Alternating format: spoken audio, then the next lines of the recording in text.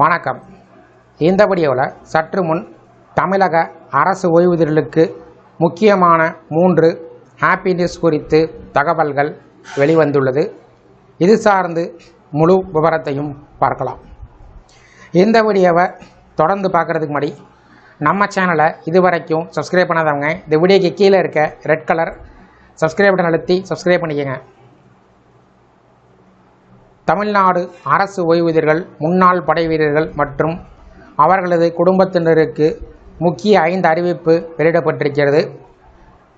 இந்த அறிவிப்பை யாரெல்லாம் வெளியிட்டிருக்காங்க, இதன் மூலம் அவர்கள் பின்பற்ற வேண்டிய வழிமுறைகள் என்ன, யாரெல்லாம் பயன்பெற முடியும் என்பது குறித்து விவரத்தை பார்க்கலாம்.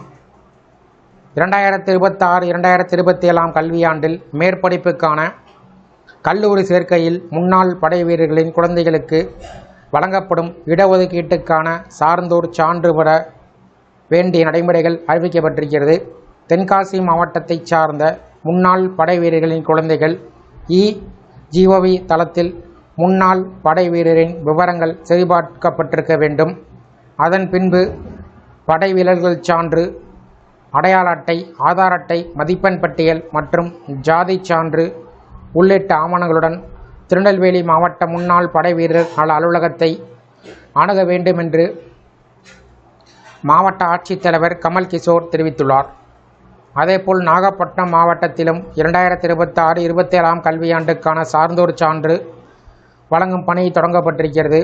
முன்னாள் படை வீரர்கள் xwell.tn.gov.in இணையதளத்தில் விண்ணப்ப படிவத்தை பதிவிறக்கம் செய்து பூர்த்தி செய்யலாம். விண்ணப்பத்துடன் ஓய்வூதிய ஆணை நகல், படை வீரர்கள் சான்று, ஆதார் அட்டை, 12ஆம் வகுப்பு மதிப்பெண் பட்டியல் போன்ற ஆவணங்களை சமர்ப்பிக்க வேண்டும். மாணவர் பெயர் படை வீரர்கள் சான்றில் இல்லாவிட்டால் Part 2 ஆர்டர் நகலும் கட்டாயம் என சேர்க்கப்பட வேண்டும்.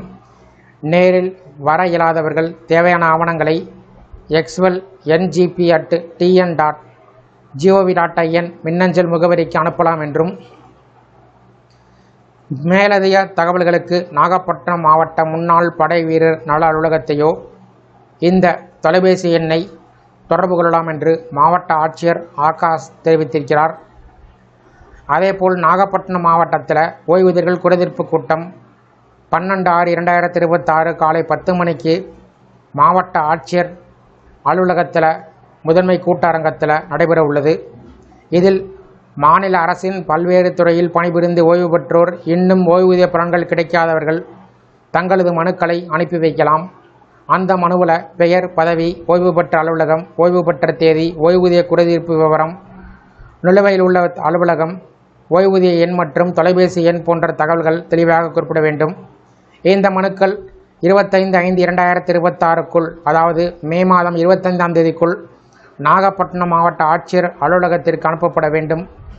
மேலும் மின்சார வாரியம், போக்குவரத்து கழகம், நூற்பாலைகளில் பணிபுரிந்து ஓய்வு பெற்றவர்கள் தங்களது விண்ணப்பத்தை சம்பந்தப்பட்ட உயர் அலுவலர்களுக்கு அனுப்பி வைக்க வேண்டும் என்று அறிவிக்கப்பட்டிருக்கிறது. இந்த 3 அறிவிப்புகள் சார்ந்து உங்களுடைய கருத்துக்களை கமெண்ட் செக்ஷனில் பதிவிடுங்க. இந்த வீடியோ பிடிச்சிருந்தா வீடியோக்கு ஒரு லைக் பண்ணுங்கள். இந்த வீடியோவை அனைவருக்கும் ஷேர் பண்ணுங்கள். நன்றி.